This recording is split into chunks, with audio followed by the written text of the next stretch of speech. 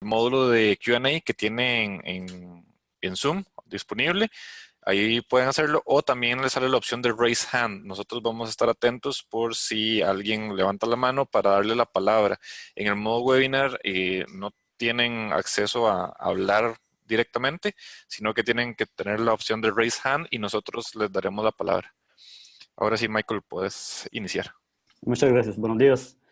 Primero que nada, les agradezco el favor de su atención el día de hoy. Muchas gracias a GAP por ayudarnos a distribuir un poco el tema de seguridad, de desarrollo seguro. Un tema que es bastante interesante, que a nivel como industria, ¿verdad? Ha tenido mucho auge y básicamente es de mucha relevancia actualmente. Entonces, muchas gracias por la difusión. Espero que el día de hoy esta charla les sirva a ustedes en su trabajo, en su parte profesional, y que se lleven algo. Voy a hablar de varios componentes durante la charla.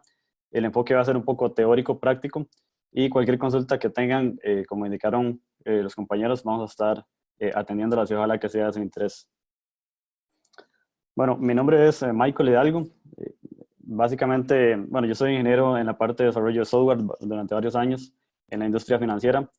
Actualmente lidero un capítulo de OWASP para Costa Rica. Durante la charla le vamos a hablar un poco de lo que es OWASP y por qué es tan relevante.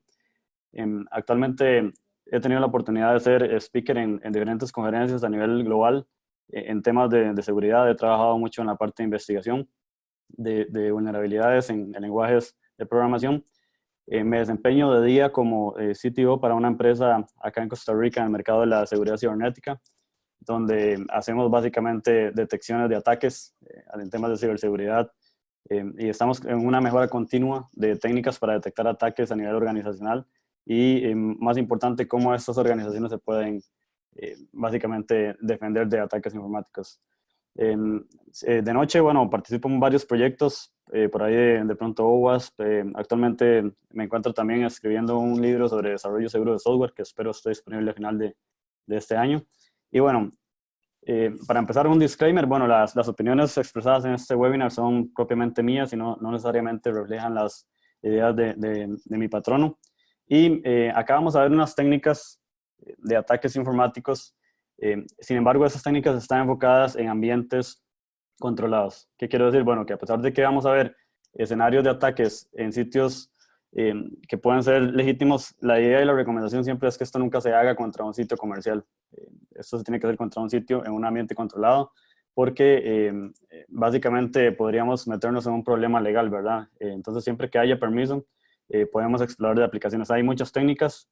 La idea de hoy es que ustedes vean esas técnicas y que hay aplicaciones y ambientes que uno puede crear de forma aislada, con el objetivo de que se puedan hacer sin necesariamente, ¿verdad?, comprometer a nadie o afectar nuestra reputación. Bien, quiero empezar este webinar con una motivación de Michael Howard. Michael Howard es básicamente una institución en Microsoft. Él publica un artículo sobre seguridad y tiene esta frase que dice que si sus ingenieros no conocen sobre los principios básicos de seguridad, los tipos de defectos comunes de seguridad, el diseño básico seguro o las pruebas de seguridad, realmente no existe una posibilidad razonable de que puedan producir software seguro. Esta frase es rica en simbolismos porque básicamente pone en contexto la situación actual, y no solamente actual, sino durante muchos años, sobre la parte de desarrollo de software, ¿verdad? Si nosotros como ingenieros, como desarrolladores, no conocemos los principios básicos de seguridad, no hay forma de que podamos desarrollar código seguro.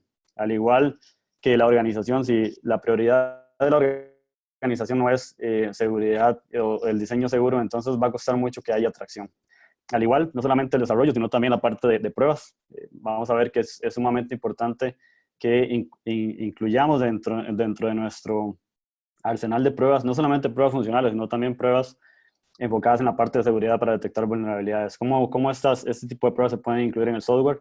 De forma tal que el equipo que hace control de calidad, por ejemplo, pueda detectar problemas de seguridad antes de que estos lleguen a ambientes de producción. Obviamente, para tener un modelo de madurez a nivel aplicativo y de seguridad como tal, tiene que haber mucha apoyo de la parte administrativa. Si no tenemos tracción, si no tenemos apoyo sobre las áreas que toman decisiones, ¿verdad? Va a costar un poco. Entonces, parte del día de hoy es si usted toma decisiones que pueda haber los riesgos a los cuales podemos estar expuestos, todas las aplicaciones que están ahí afuera, y que es importante, ¿verdad?, considerar seguridad sobre el desarrollo de software. Como parte de la agenda, bueno, voy a hablarles un poquito sobre el estado actual de la seguridad de aplicaciones. Vamos a hablar sobre la fundación OWASP y el tipo de documentos que existen, de herramientas.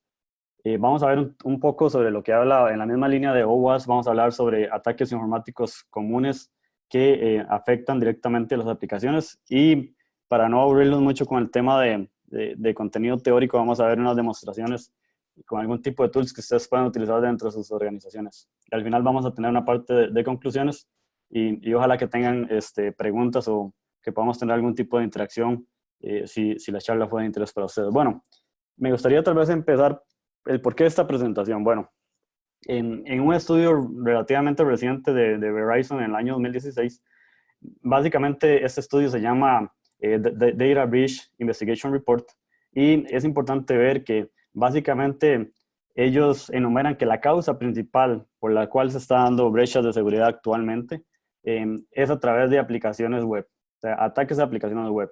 Si ponemos a pensar un poco, tiene mucho sentido.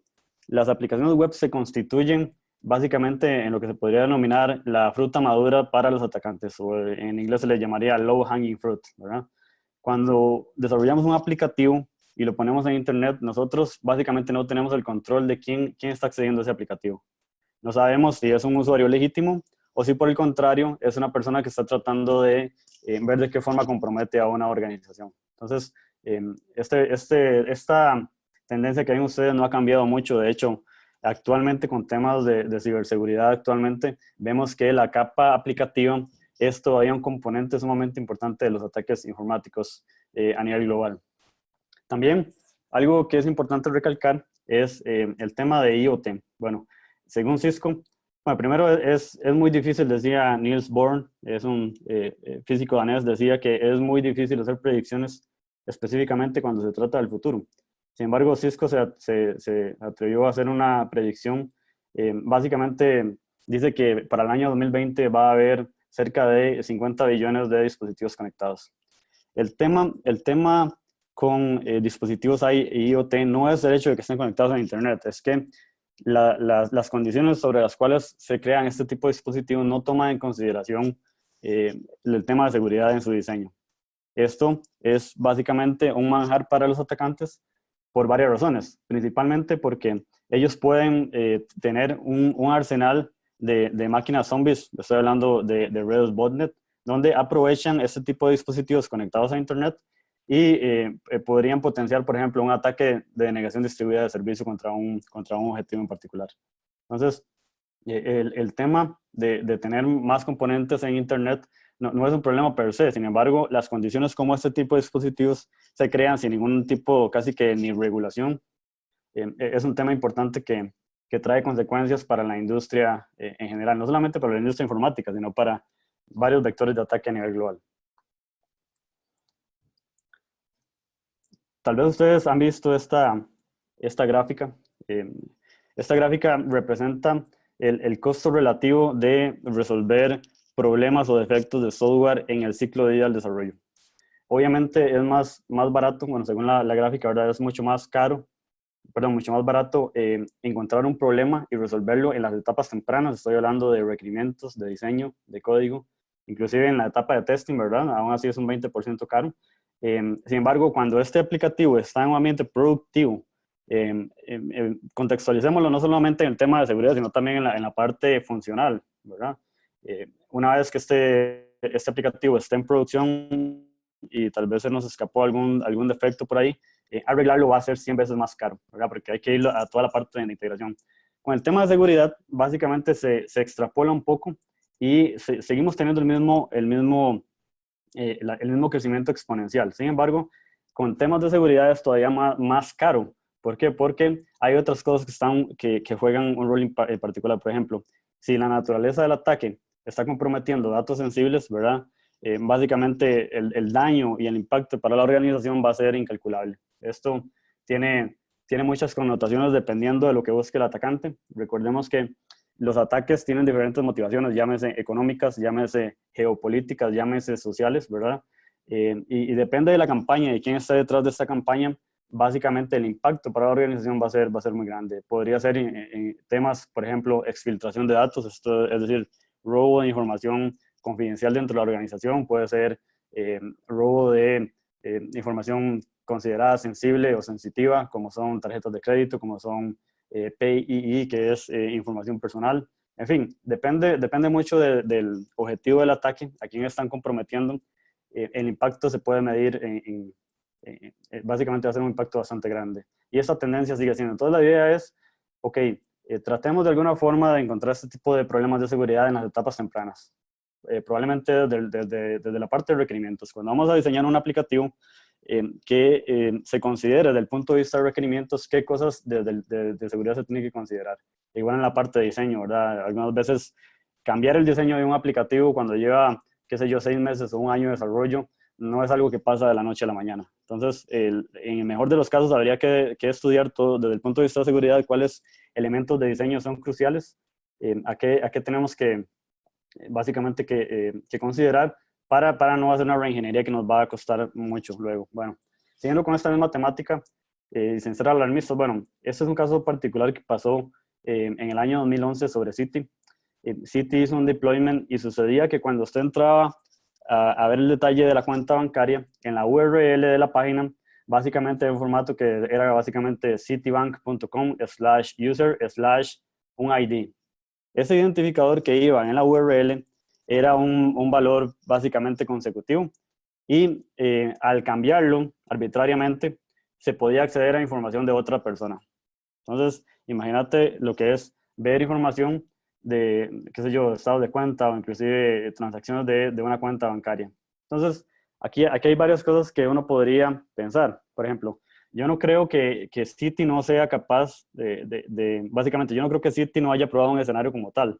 No creo que eh, se les haya ido un escenario, un vector de ataque tan importante. A mí me parece que podría ser que tal vez se contrató inclusive a alguien dentro de la organización nuevo, que tal vez no se le dio la capacitación, o inclusive se tocó tal vez parte del código de la lógica de negocio y se dejó expuesto a una superficie de ataque importante. Entonces, casos como este pasan todos los días. Pasan todos los días cuando seguridad no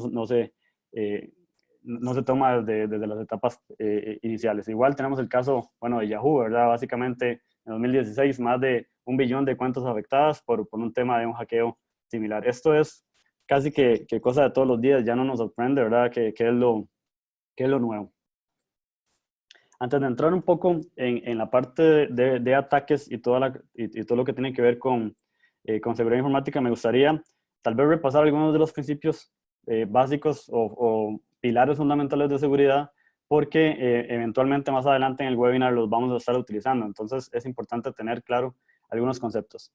Cuando hay un ataque informático, ya de cualquier naturaleza, puede ser denegación de servicio, puede ser robo de información, generalmente se afectan algunos de los 3 componentes que forman lo que se llama la pirámide de la seguridad de información, que es confidencialidad, integridad y disponibilidad. Entonces, es importante entender, bueno, ¿qué es confidencialidad? Confidencialidad es el concepto que tiene que ver con la protección contra divulgación de información a personas no autorizadas.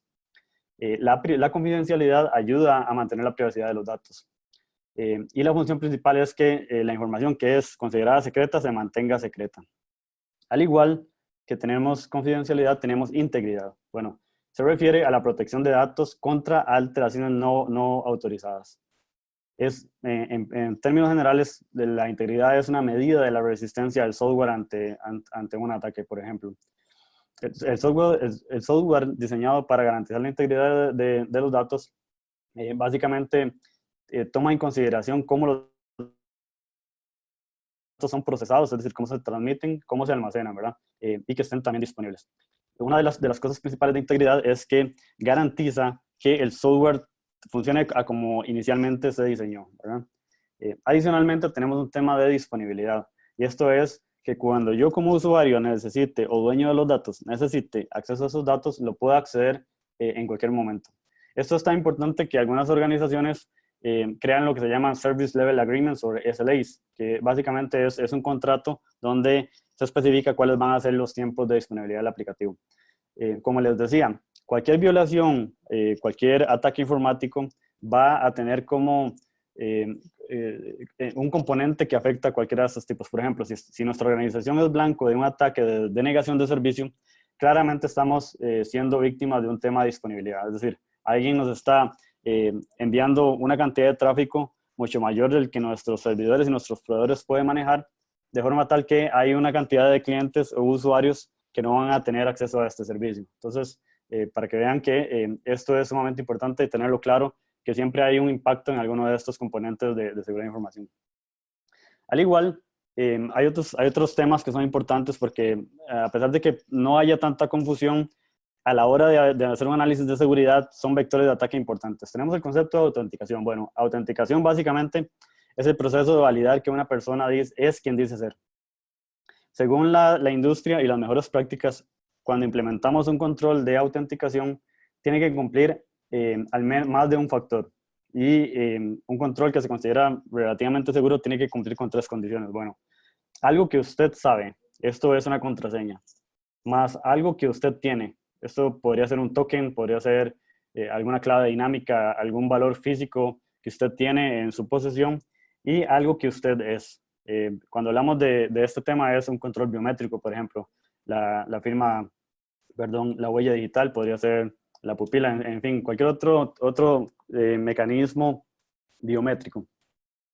¿Qué recomienda la industria? Bueno, que exista al menos 2 factores. Entonces, aquí entramos al tema de autenticación de 2 factores, que es, ok, tenemos una contraseña, que la contraseña de por sí es un antipatrón, es decir, genera muchos problemas, es un problema difícil de erradicar. De hecho, la industria está tratando de buscar alternativas al manejo de contraseñas, pero en vista del impacto que ha tenido las contraseñas y el mal manejo de contraseñas, se implementó lo que se llama autenticación de 2 factores, es decir, agregarle al proceso de autenticación otro elemento que puede ser algo que usted tiene como un token, ¿verdad? O puede ser un mensaje de texto, o inclusive depende del tipo de aplicativo, organización, un control biométrico. También tenemos autorización. Autorización es sumamente importante porque nos va a decir, una vez que yo sé como sistema quién es usted, a qué tiene usted acceso.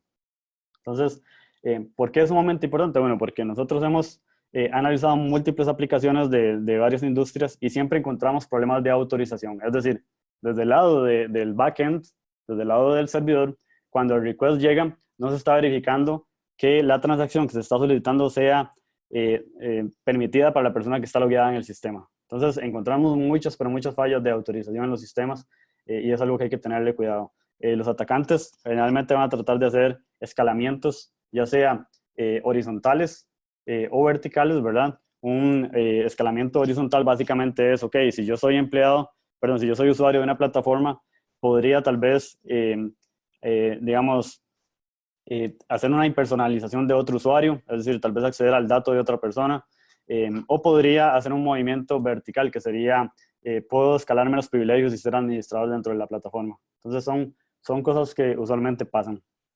Y un tema muy importante es la parte de auditoría y logs. Auditoría y logs son un mecanismo detectivo pasivo, ¿verdad? Acá entra todo lo que tiene que ver con triggers en la base de datos. Una buena arquitectura de base de datos que tenga triggers nos permite hacer análisis post-mortem en el caso de que un atacante tuvo acceso a los datos, ¿verdad? Poder generar métricas y estadísticas de todo lo que pasó en el aplicativo. El logging o auditoría nos permite evitar el no repudio, es decir, que en el evento de que nos comprometan, poder decir y tener evidencia, decir, mira, tenemos evidencia que el ataque viene de Rusia, viene de Corea del Norte, por estos indicadores que tenemos acá, por el modus operandi, porque esto fue una información que dejó en la red. La auditoría, bueno, se puede ver como una forma de registrar eventos históricos en un sistema. Sin embargo, hay algunas mejores prácticas de qué loguear o qué no loguear. Muchas veces, si es información sensible que estamos tratando, es decir, información de tarjetas de crédito, obviamente no es recomendable loguear ese tipo de transacciones porque más bien, si alguien accede a los logs, entonces accedería a un montón de información sensible que en principio no debería estar ahí.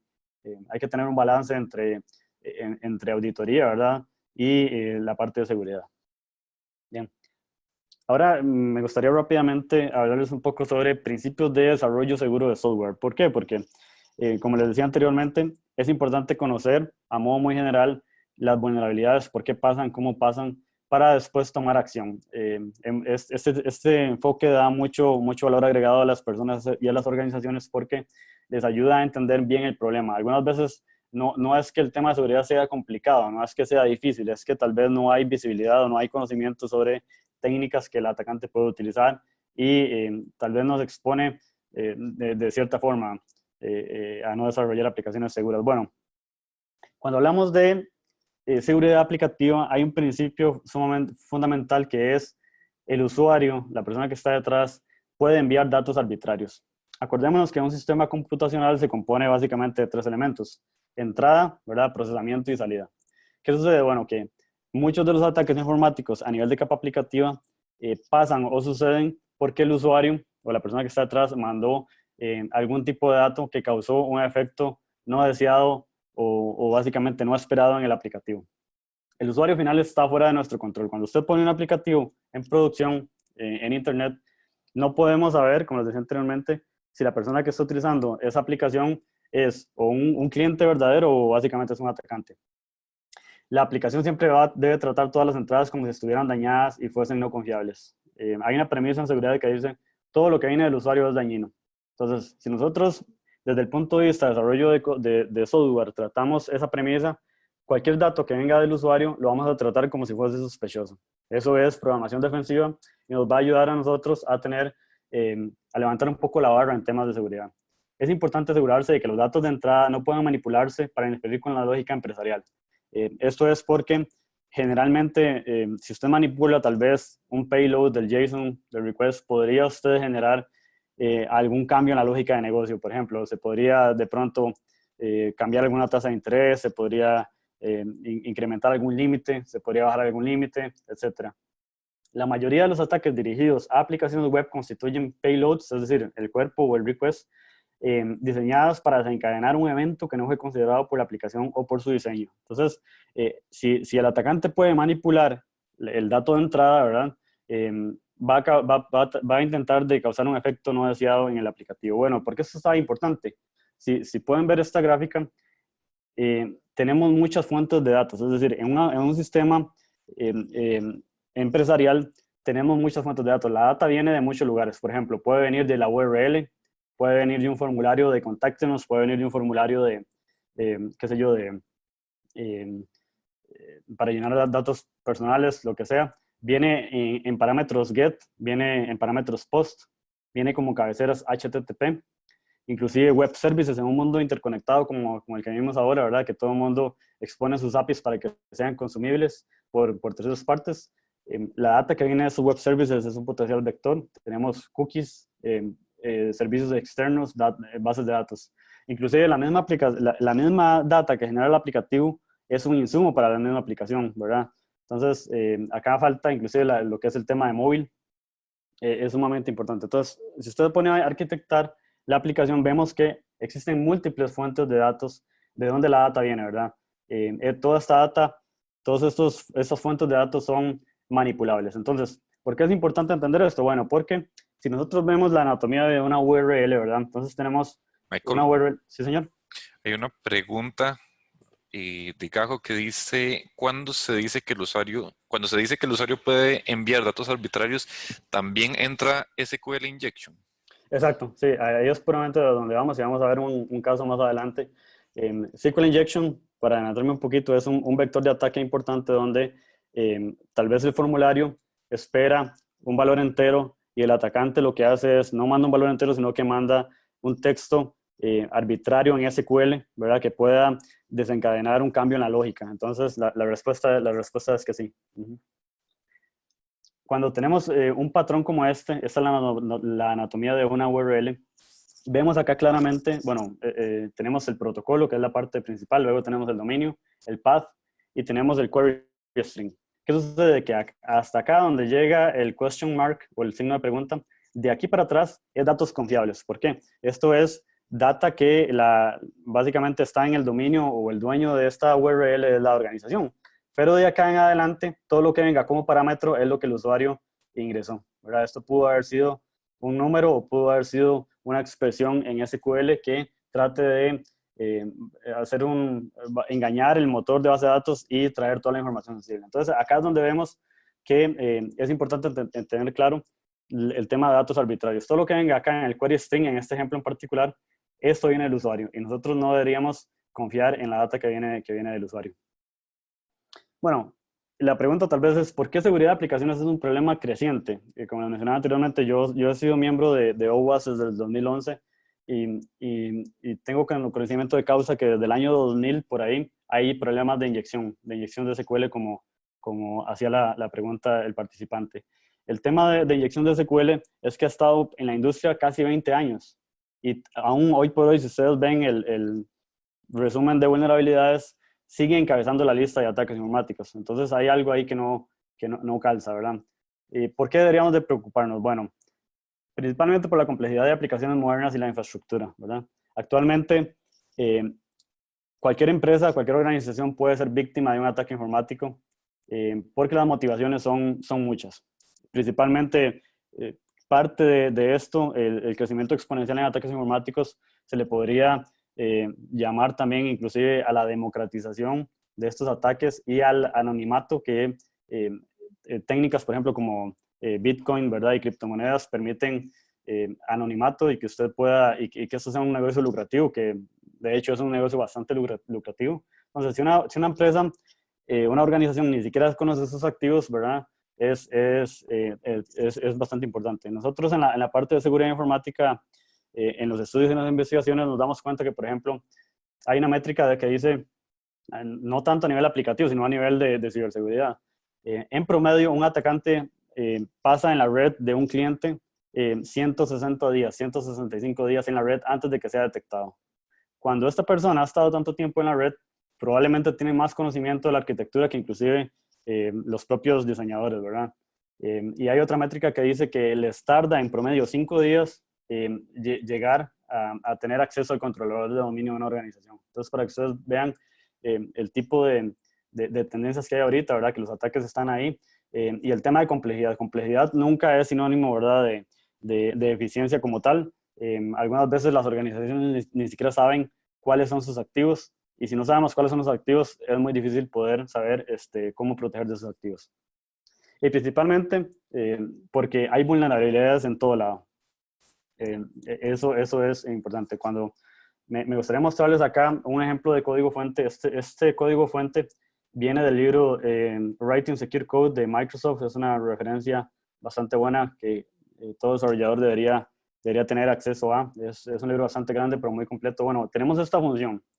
Si ustedes pueden ver, esta función invoca, este pedazo de código invoca una función que se llama isAccessAllowed y revisa. Si la respuesta de esta función significa error access denied, básicamente es que la seguridad falló. De lo contrario, lo deja pasar.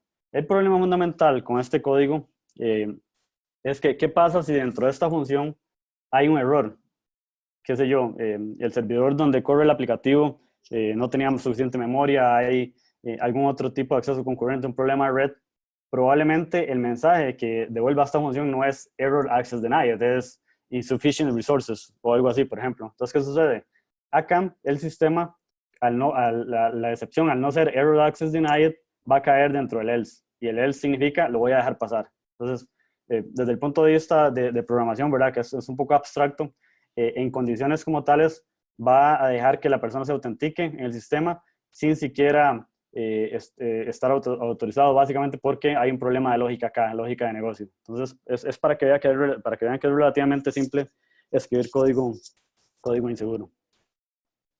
Aunado de esto, bueno, tenemos la proliferación de dispositivos móviles y APIs, REST, ¿verdad? Que es básicamente un estilo arquitectónico para desarrollar servicios siguiendo el estándar de la web. Ha tomado mucho auge, todo el mundo casi que expone sus APIs. Lo que anteriormente considerábamos nosotros como perímetro ya no existe. El perímetro literalmente ya dejó de existir. ¿Por qué? Porque las organizaciones hay una tendencia a exponer cada vez más y más APIs y estar más interconectados. Entonces, si estos APIs son inseguros, entonces también estamos de cierta forma generando un problema para la industria. Algo importante es que todo negocio, toda empresa debe saber que seguridad informática es una prioridad en todos los equipos de desarrollo. El gráfico que ven ustedes ahí es el ciclo de vida seguro que recomienda Microsoft. Y ustedes ven, la primera fase de este ciclo inicia con training. Training es sumamente importante porque viene a complementar la frase que teníamos al inicio. Es importante que las personas tengan un nivel de conocimiento en temas de seguridad básicamente estándar, ¿verdad? Para que este tipo de vulnerabilidad no se puedan hacer. Después de training, Microsoft recomienda tener requerimientos, ¿verdad? En esta parte de requerimientos se tiene que considerar temas asociados al riesgo. Viene la parte de diseño. Diseño no solamente es qué arquitectura mejor nos queda, sino también cuál es mi superficie de ataque y cómo la reduzco. Superficie de ataque es un término general que se utiliza en threat modeling o modelado de amenazas para definir cuáles son las posibles entradas o servicios que exponen mi aplicativo de forma tal que un atacante me pueda comprometer. Entre menos exposición tengamos, obviamente vamos a estar un poco más protegidos. También tiene que ver con el tema de implementación. Implementación es la parte de desarrollo seguro, qué tipo de validaciones hay que tener. Si implementamos una herramienta de análisis estático de código, viene la parte de verificación. Verificación significa testing, ¿verdad? Testing no solamente manual, sino automático. Hay herramientas para hacer análisis estático y dinámico de código fuente en el ciclo de vida de las personas. Una vez que tenemos esta parte lista, vamos a la parte del release. Entonces, en release es una revisión, es un checklist de saber que cumplimos con una serie de requerimientos y el ciclo, la última fase de respuesta. ¿Okay? ¿Qué pasa en el evento de que nos comprometan? ¿Cuál va a ser nuestra reacción? Y esto es cíclico porque el desarrollo de software es cíclico, ¿verdad? No se queda estático. Bien, todo esto me lleva a hablarles un poco sobre lo que es OWASP. Para los que no han escuchado, OWASP básicamente es el acrónimo de Proyecto Abierto para la Seguridad de Aplicaciones Web, por sus siglas en inglés.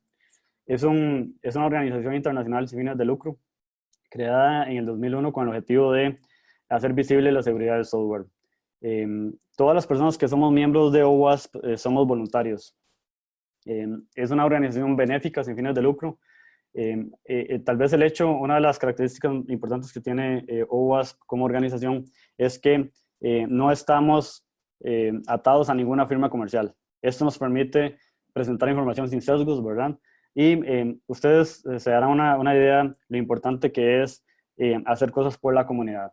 Generalmente, el desarrollo de software se podría considerar como un arte social. O sea, siempre estamos gente compartiendo conocimiento, escribiendo un tipo de blog post, o gente más bien preguntando en un canal como Slack o algún IRC similar, ¿verdad? Siempre hay una necesidad de retroalimentación. Entonces, OWASP es básicamente una combinación de gente brillantes de la industria que se juntan y comienzan a crear guías y materiales con el objetivo de cambiar un poco el panorama y crear concientización a nivel global.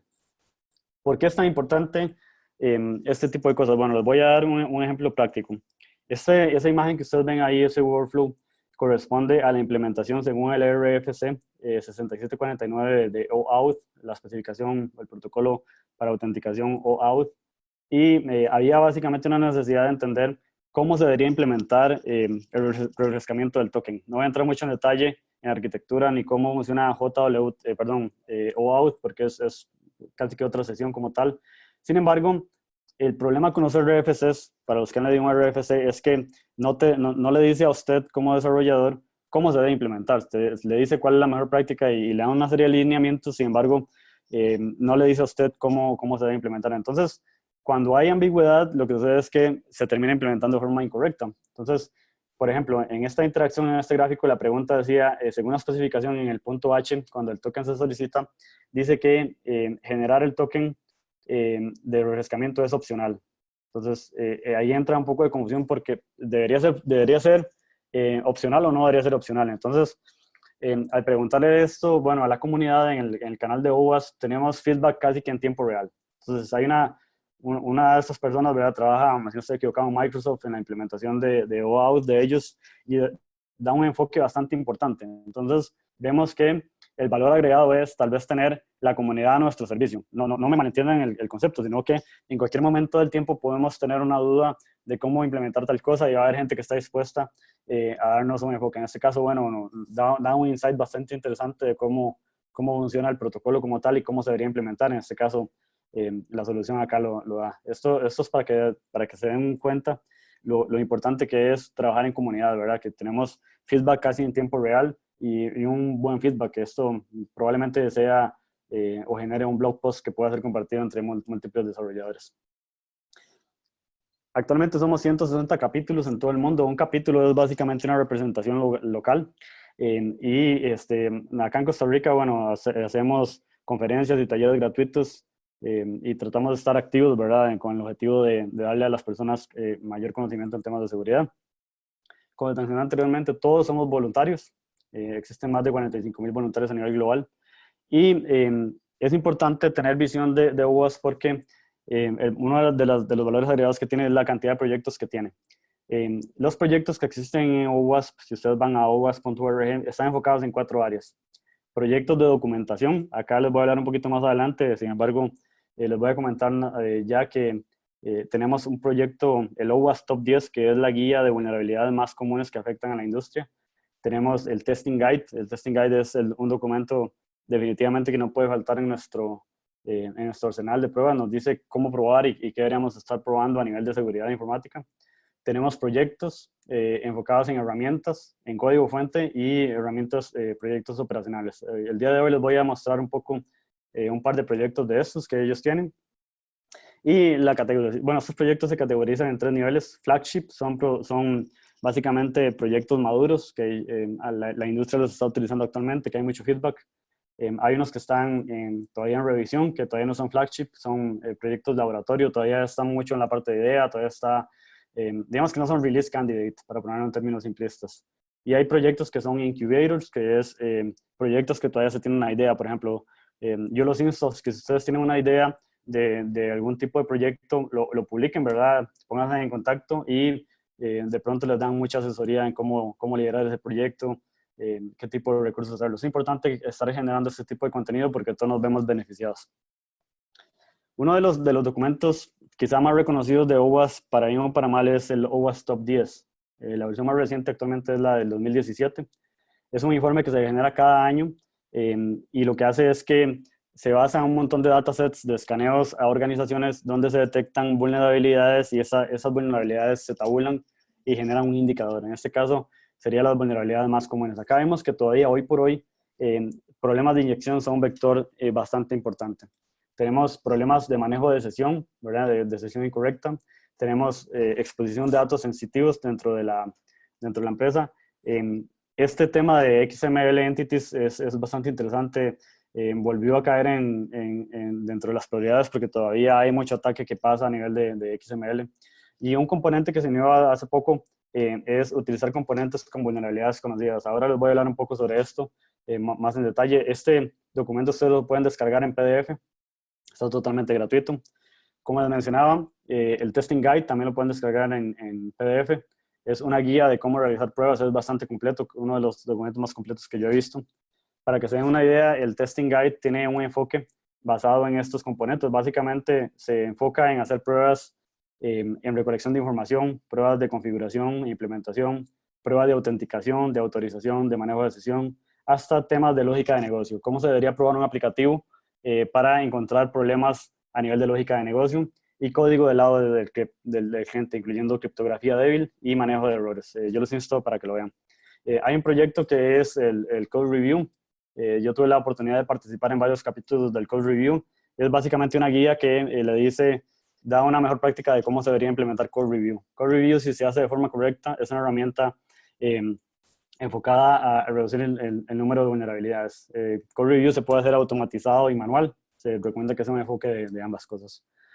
Hay otro proyecto que se llama Application Security Verification Standard.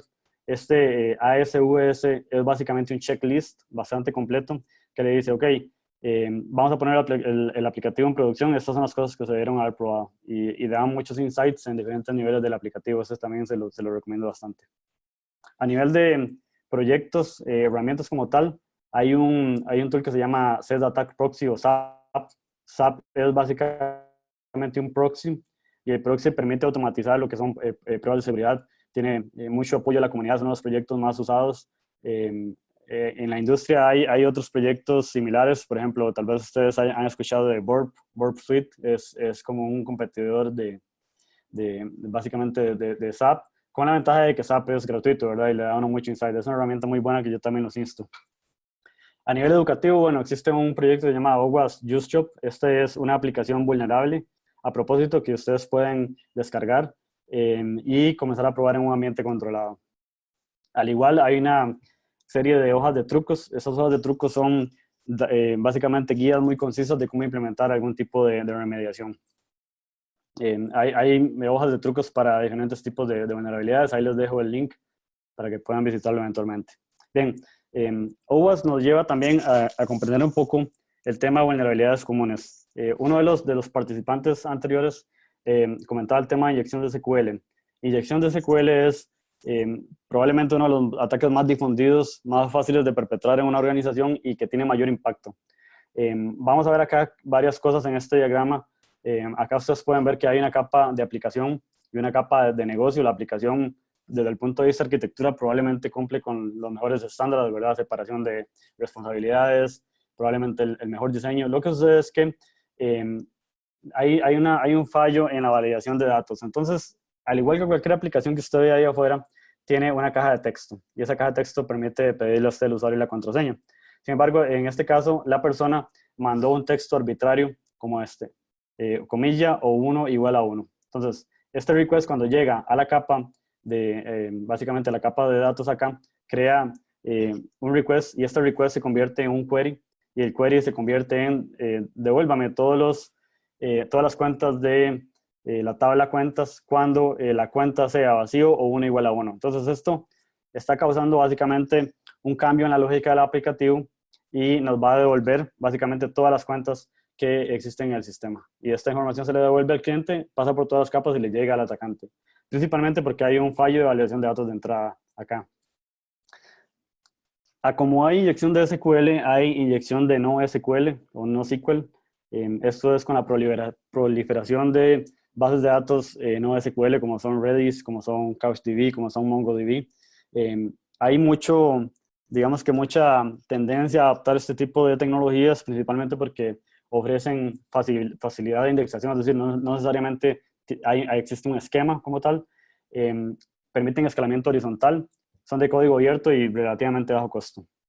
Existen inyecciones a nivel de NoSQL, ha habido mucho inyección a nivel de MongoDB. Bueno, es un motor que es potencialmente vulnerable cuando las consultas son ejecutadas sin ningún tipo de sanitización.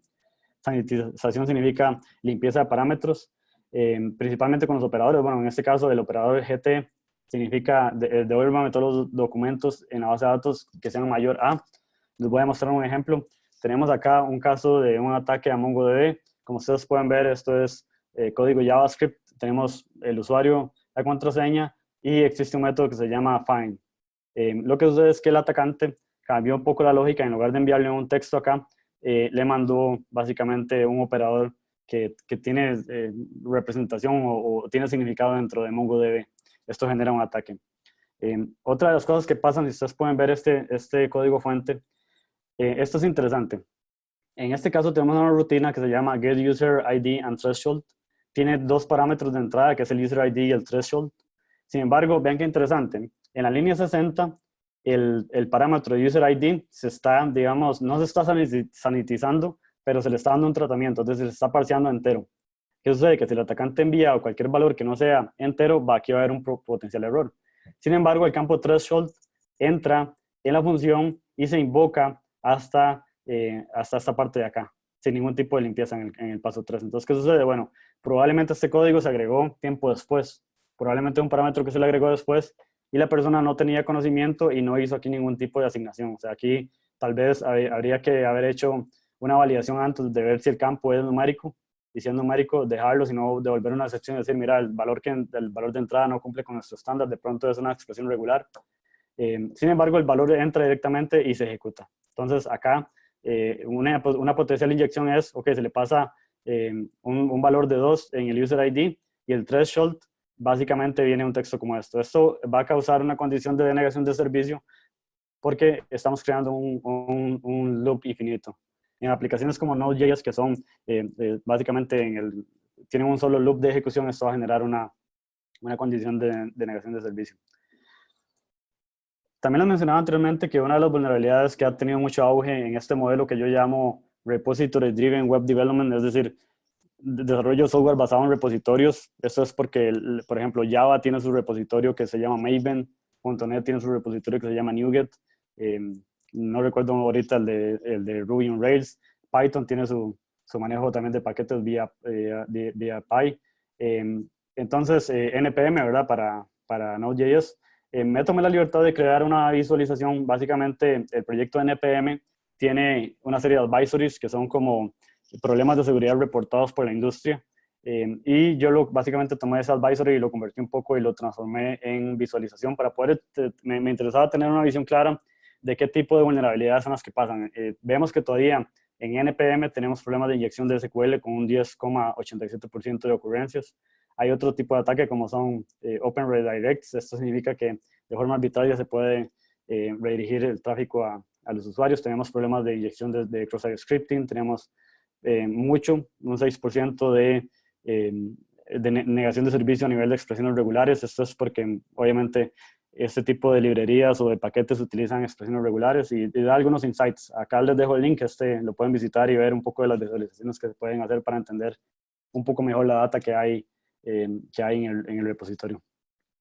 ¿Cuál es el problema de depender en repositorios de terceros? Bueno, el problema es que si nosotros incluimos en nuestro proyecto una librería, hay una dependencia, y esa dependencia viene a costas de manejo de riesgo. Entonces puede ser que tal vez que esa librería o nunca se actualiza o es vulnerable. O en este caso, en el 2016 pasó un caso particular que un desarrollador que estaba un poco enojado fue al registro de NPM y eliminó un paquete. Resulta que en el árbol de dependencias de este paquete en particular, las librerías más utilizadas como Express, por ejemplo, en NPM o cualquier otro middleware, dependían de alguna forma de este paquete. Obviamente, al no estar disponible en el registro, los procesos de compilación fallaron y se estima que probablemente la mitad de Internet falló ese día por un problema en un paquete que un desarrollador quitó, para que ustedes vean el impacto de este tipo de cosas. Pasó también un caso en el 2017, typo squaring. Typo squaring es un tipo de vulnerabilidad donde se engaña al usuario con nombres muy similares. Por ejemplo, en lugar de poner google.com, se pone Google, pero con 2G, por ejemplo, sin una O. Desde el punto de vista visual, parece el mismo paquete, pero son diferentes. Entonces, unos atacantes crearon un montón de paquetes en NPM muy similares a los que ya existían. Tal vez le cambiaban un carácter o lo otro. Y cuando se instalaban esos paquetes, hay exfiltración de datos. Es decir, esos paquetes se robaban secretos de las máquinas, por ejemplo, API keys, ¿verdad? Y eventualmente esto desencadena en ataques a proveedores de la nube como son AWS y Azure, y principalmente para hacer tema de Bitcoin mining. Bien, vamos a hacer una pequeña demo para no aburrirlos mucho con el tema ¿cómo se llama? Teórico. Acá tenemos una aplicación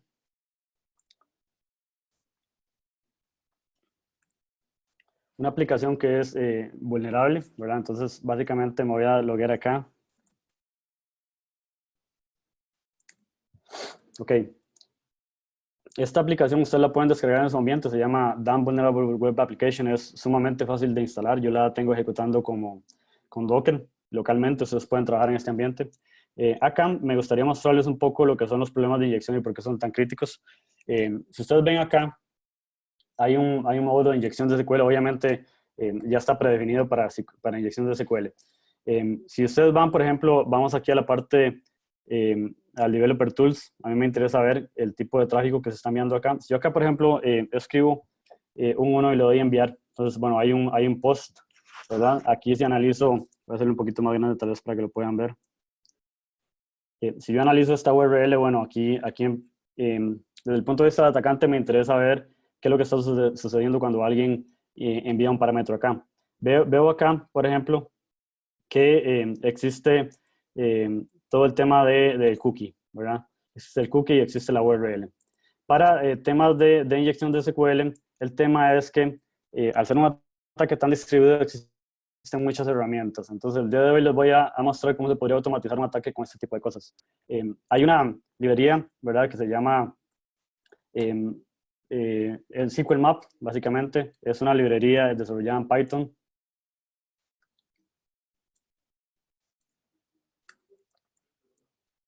Okay, acá estamos dentro de la librería. Y es bastante simple de utilizar. Entonces, teniendo un endpoint como el que ya vimos actualmente, yo podría decir, por ejemplo, Python 3, SQL Map.py.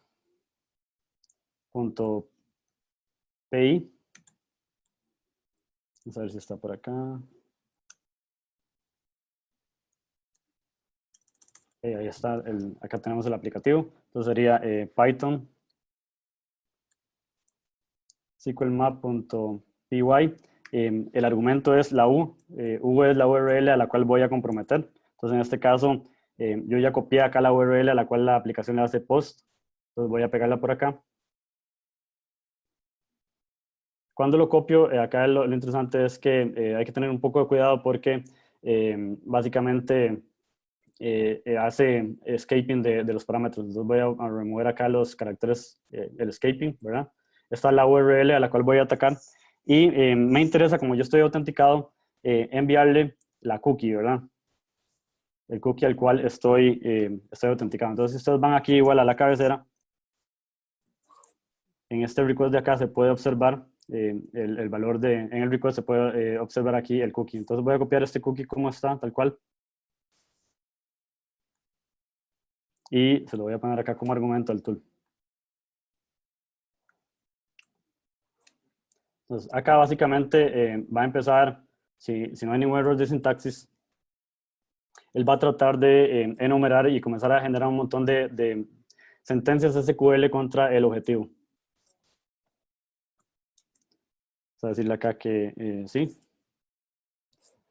Ok, en este caso, de forma interesante, ustedes pueden ver que el tool me está diciendo que el backend es MySQL. Entonces, en este caso, el ataque me permitió enumerar y me dice que definitivamente la aplicación es vulnerable y que el backend es MySQL. ¿Qué me interesa yo acá? Para que ustedes vean lo importante es esto. Bueno, yo podría decirle, ok, muéstreme todas las bases de datos. Hay un argumento que se llama DBS, ¿verdad? En el aplicativo, y él me va a mostrar básicamente en el principio, si lo ejecutamos acá, todas las bases de datos. Entonces, con solo interactuar en este parámetro, el tool está generando por debajo un montón de queries con SQL que están extrayendo información. En este caso, vean ustedes que me enumeró la base de datos de DWA MySQL.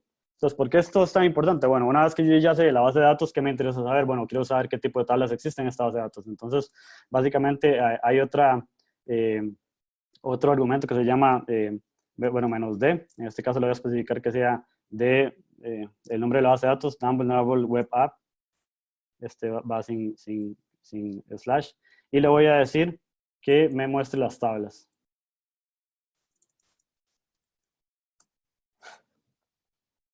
Entonces, en este caso, me enumeró. O sea, yo puedo enumerar en la base de datos DWA, me enumeró la tabla usuarios. Ok, ya tengo tres niveles, básicamente. Tengo la base de datos, tengo las tablas, y ahora ¿qué me interesa? Bueno, los datos. Para que ustedes vean lo que se puede lograr. Ahora voy a mostrar qué tipo de columnas existen en esta base de datos. Entonces hay otro argumento en la línea de comandos. Acá sería menos T, y acá sería, perdón, aquí sería menos columns, menos T users, menos columns. Entonces, básicamente estoy utilizando el tool para enumerar de cierta forma todas las columnas que existen en la tabla usuario. Y bueno, qué es lo último que podría hacer? Bueno, hacer un dump. Entonces, también tiene una opción para poder hacer un dump de la tabla. Entonces, en este caso, voy a decirle, acá sería, que sería igual menos D, la base de datos, dump vulnerable web app. Acá sería la tabla users.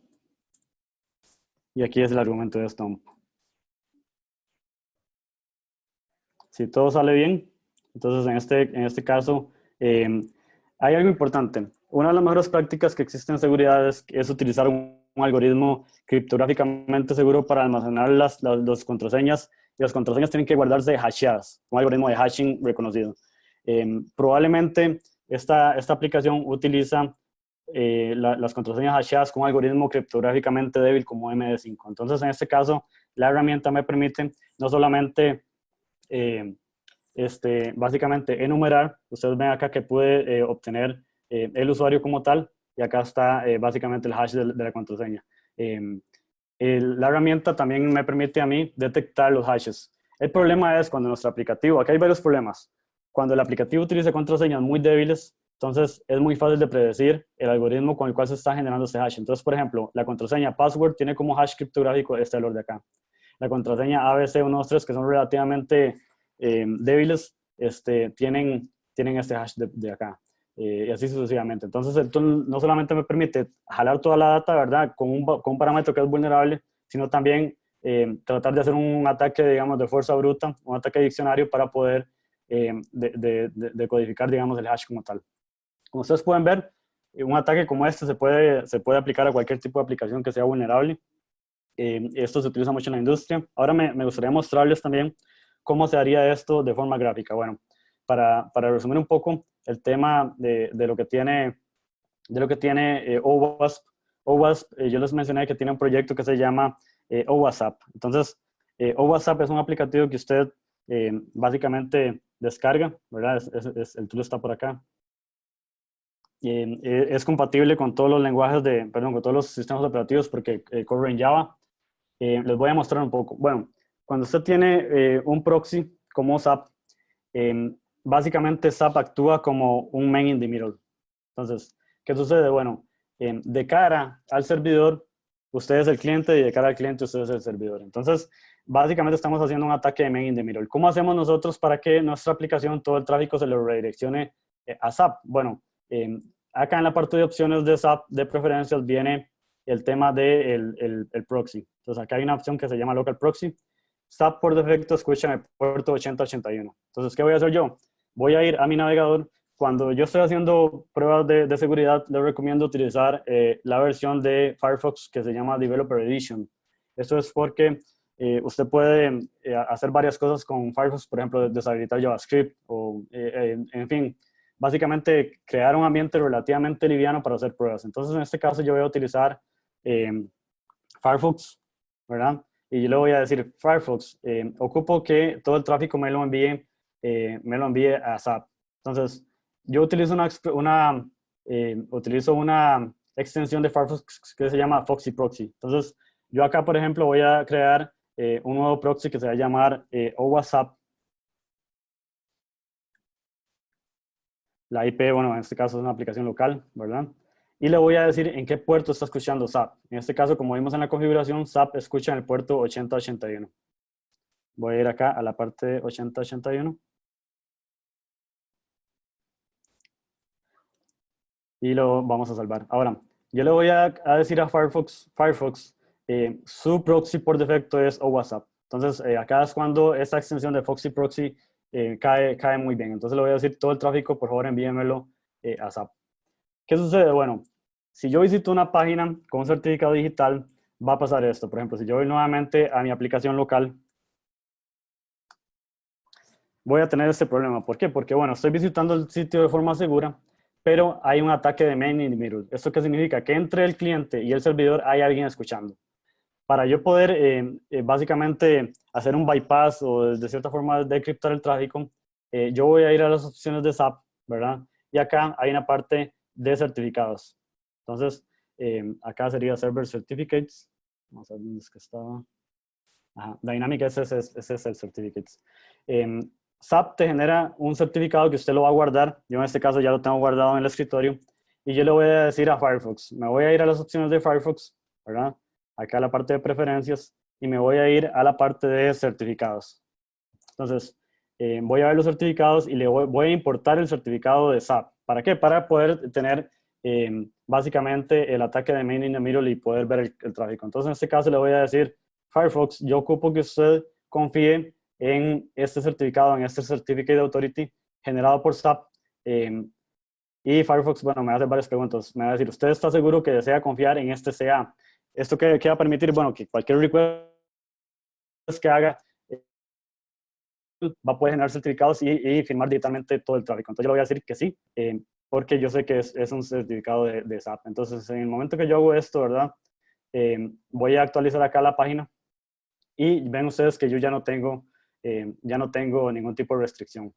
Algo interesante es que en el momento que ya le envío todo el tráfico a SAP, ya podemos ver en esta parte de acá, si se aprecia, todos los requests. Voy a ver si puedo incrementar un poco el font acá de SAP para que ustedes lo vean y tengan buena visibilidad. En este caso, bueno, acá yo tengo el request, toda la cuestión. Acá probablemente salga la aplicación dentro de poco. Bien, en este caso, todo el tráfico que está sucediendo acá está siendo enviado a SAP. Yo podría hacer varias cosas. Por ejemplo, yo podría intentar desencriptar el tráfico. Voy a entrar nuevamente aquí al aplicativo. Le voy a poner, por ejemplo, aquí admin y password, que es básicamente, bueno, acá hay un mensajito que hay que darle start, ¿verdad? En este caso, acá está el sitio. Bueno, en el momento que él comienza a capturar tráfico, si yo regreso nuevamente acá al aplicativo, acá me va a cargar el sitio. Algo interesante que tiene es que ustedes pueden agarrar este sitio acá y darle Start Attack. Entonces, acá SAP está muy bien documentado, esa es la ventaja. A mí me interesa, por ejemplo, hacer un spider. Entonces, mientras yo voy navegando, voy a decirle que me comience a hacer un scan. Él va a comenzar a escanear el sitio, me va a comenzar a detectar páginas, todas las interacciones que yo haga contra el proxy, y él va a ir detectando cosas. De hecho, acá ustedes pueden ver que tiene un flag.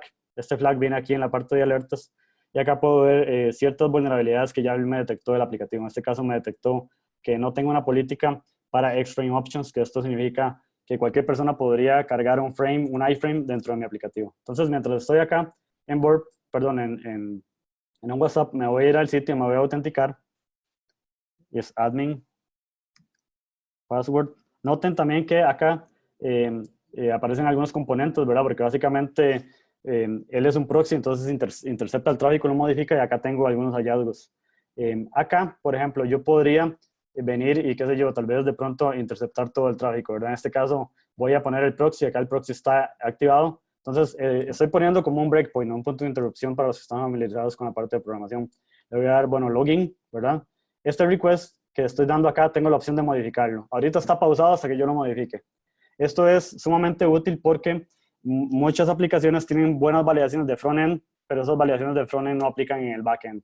Entonces, de pronto, el formulario no me permite una contraseña débil, pero yo podría venir acá y ponerle password 123. Entonces, tengo una opción diferente para interceptar el tráfico y mandarle otro texto, ¿verdad? O podría enviarle cualquier otro valor arbitrario.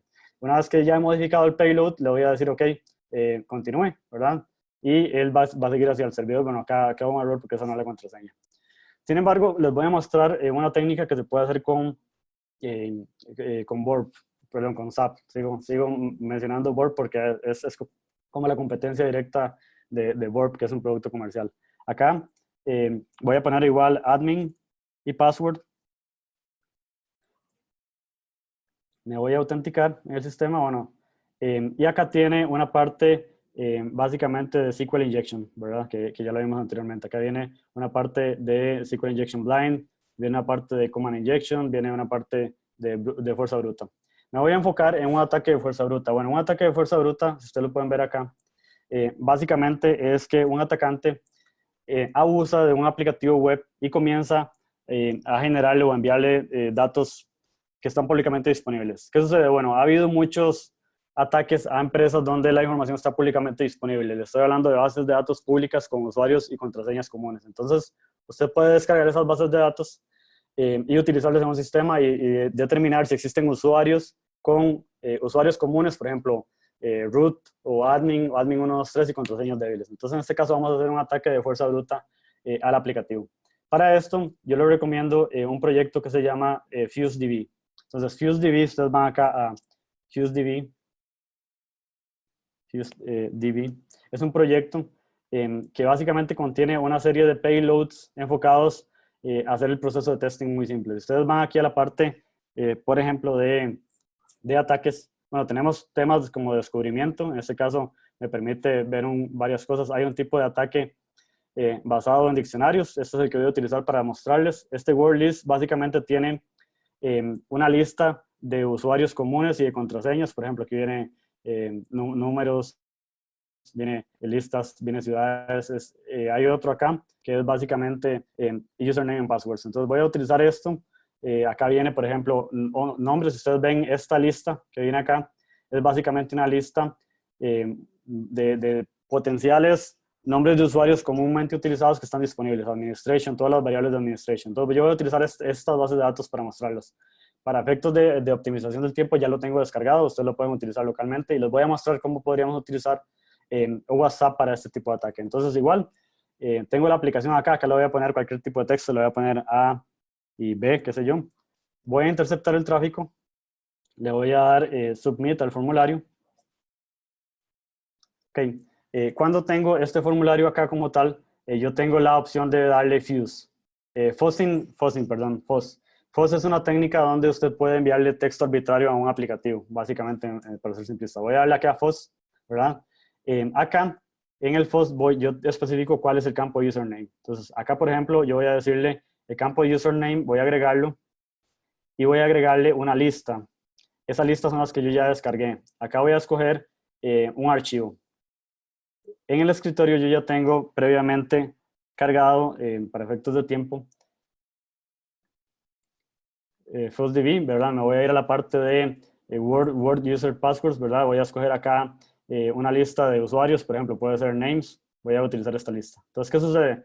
La aplicación me va a ejecutar una serie de requests al servidor con todos estos payloads a nivel de usuario. Esto va a quedar para la parte de username. Voy a agregar ahora otro payload para otro ataque para la contraseña. Entonces voy a seleccionar el campo contraseña acá y voy a agregar otro location y voy a probar el sistema con otra lista que es igual un archivo. Y acá voy a buscar un archivo que esté públicamente disponible de contraseñas. Entonces, en este caso, por ejemplo, passwords, existen varias bases de datos de passwords, existe weak sauce, por ejemplo, es una lista con todas las posibles variantes. Se pueden cargar más de una, como usted guste. Una vez que tenemos ya definido nuestros puntos, es decir, yo voy a atacar el aplicativo y le voy a hacer una fuerza bruta con una lista de usuarios y una lista de contraseñas y le voy a decir start fuse, ¿verdad? Esto es porque el primer fuse, yo no lo definí, ¿verdad? Voy a quitarle acá, voy a hacer un remove. Voy a estar aquí, iniciar acá el fuse. Entonces, en teoría, acá ustedes pueden ver que SAP, perdón, sigo con la otra palabra, va a comenzar a hacer un montón de requests con una combinación. Básicamente esto se va a extrapolar la cantidad de usuarios por la cantidad de contraseñas que usted definió. Y acá yo podría comenzar a ver, acá yo veo el tipo de request que él está haciendo. Bueno, ahí lo voy a dejar que corra, lo puedo pausar, lo puedo detener. Acá puedo ver requests individuales, digamos, le puedo dar doble clic a este request como tal y puedo ver el detalle cómo esto me está atacando el aplicativo. Acá podría yo poner condiciones, por ejemplo, me interesa ver cuando encuentro un status code 200. 200 significa que es ok, que tal vez sí lo encontró, pero podría abusar básicamente del API, en este caso del aplicativo, utilizando un ataque de fuerza bruta. Entonces, yo les recomiendo mucho que utilicen SAP. La documentación es bastante buena, hay muchos videos, muchos tutoriales. Es una herramienta que es gratuita, se puede descargar, es multiplataforma y permite hacer un montón de escenarios que lo pueden utilizar dentro de la organización. Ya para finalizar, bueno, voy a resumir acá la presentación.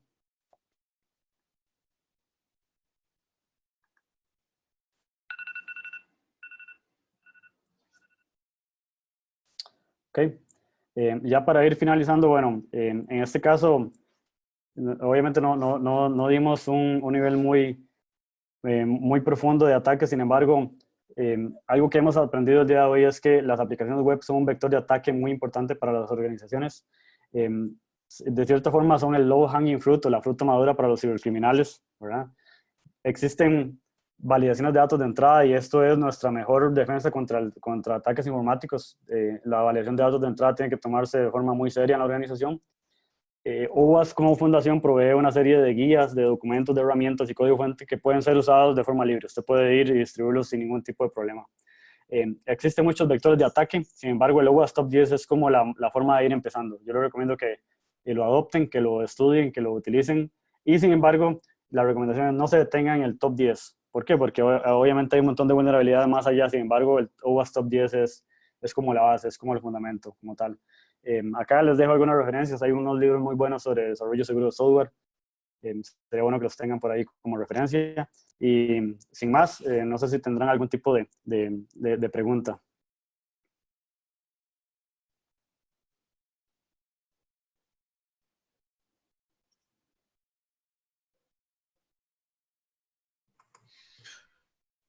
Gracias, Michael. Para las preguntas, pueden utilizar el sistema de preguntas y respuestas que tenemos. Aquí tenemos una, dice, ¿existe alguna comunidad de Slack para OWASP?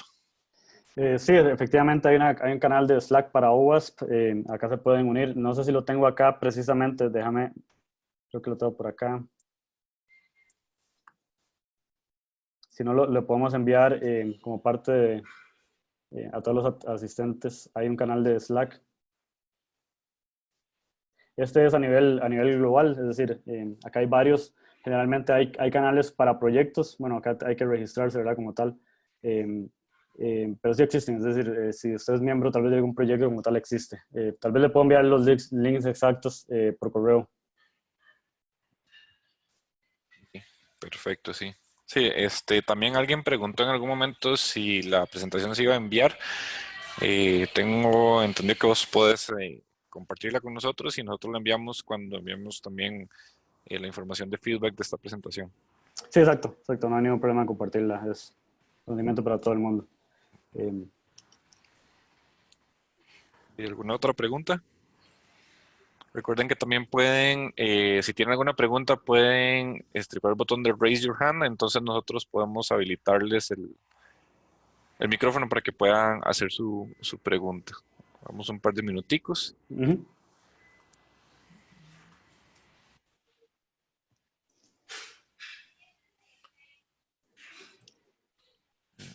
Y uno que es más un comentario que dice, gracias por la charla, el tiempo se queda corto para verlo más a fondo. Sí, sí, efectivamente hay que andar un poco más en los detalles, sin embargo, hay que empezar con algo, ¿verdad? Con un poco de visualización. Tal vez en futuras interacciones podemos ahondar en un tema en particular, ¿verdad? Ver todo, básicamente todo lo que se le dice el nitty gritty o el detalle de un ataque en particular, ¿verdad? De defensas. Pero sí, definitivamente es un poco corto el tiempo para un tema tan amplio. Ok. Aquí están llegando más. Dice, al hacer un ataque de fuerza bruta, puede que el server se caiga. Sí, de hecho, los voy a compartir acá. Igual, yo he escrito varios artículos, les voy a dejar también por acá el blog.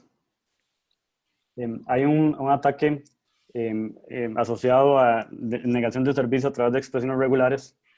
Acá ustedes pueden buscar regular expressions, por ejemplo.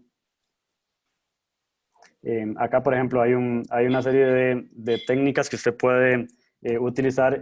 La respuesta es que sí. Sí, porque denegación de servicio no solamente significa, generalmente la gente piensa que es un ataque distribuido con miles de millones de transacciones concurrentes. Sin embargo, bajo ciertas condiciones, podría ser que un request o dos requests o tres requests se traigan abajo un servicio. Y eso es porque desde la parte del servidor, desde el backend, se puede estar utilizando alguna expresión regular y las expresiones regulares hay que tener mucho cuidado porque causan lo que se le llama un crecimiento exponencial en su ejecución, lo cual hace que un proceso en particular utilice más CPU del recomendado como tal. Entonces, efectivamente, hay varias formas de cómo usted podría causar una condición de negación de servicio. Si por caerse se refiere básicamente que el servicio no esté disponible, pero sí, efectivamente, depende cómo se desarrolló el aplicativo. Hay casos donde hemos explotado vulnerabilidades con expresiones regulares. Por ahí pueden de pronto visitar el blog, ahí hay varios contenidos de expresiones regulares. Y se ha escrito mucho al respecto de potenciales casos, digamos, de expresiones regulares por ahí. Entonces también les dejo el blog como referencia. Perfecto. Muchas gracias. Aquí otro comentario. Muy interesante la charla. Gracias. Ok. Muchas gracias a ustedes. Ok, no veo más preguntas. No veo nadie levantando la mano. Ujú. Sí, igual acá les dejo el correo. El correo mío es michael.hidalgo@owas.org. Soy también un poco activo en Twitter. Ahí no lo puse, sin embargo, el Twitter sería eh, Michael_Hidalgo. Sí, por ahí de pronto me quieren seguir. Generalmente estoy posteando cosas relacionadas con desarrollo seguro, vulnerabilidades y cualquier pregunta que tengan, ahí les dejo el correo para que con mucho gusto poder atenderles sus dudas si hay algo en lo que les pueda ayudar. Ok, perfecto. Sí, creo que no hay más preguntas. Siguen llegando comentarios de gracias por la charla. Entonces, Meli, no sé si tenés algún otro anuncio o algo más que quisieras agregar. No, más bien todo, muchísimas gracias por participar y a Michael por ser tan gentil y darnos esta pequeña charlita. Esperamos que pronto podamos organizar otra y los vamos a estar igual invitando a todos. Perfecto, muchas gracias chicos. Entonces, nos vemos la próxima. Muchas gracias. Que Hasta tengan buen luego. día.